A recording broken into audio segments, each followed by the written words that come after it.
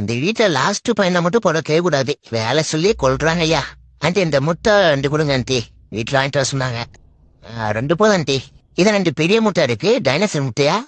Aunty aunty மறந்தே போயிட்டா. இன்னும் 2 முட்டை கொடுங்க. 4 முட்டை வாங்கிட்டு வர சொன்னாங்க. மறந்தே போயிட்டான் நானு. நல்ல வேலை ஞாபகம் வந்துச்சு.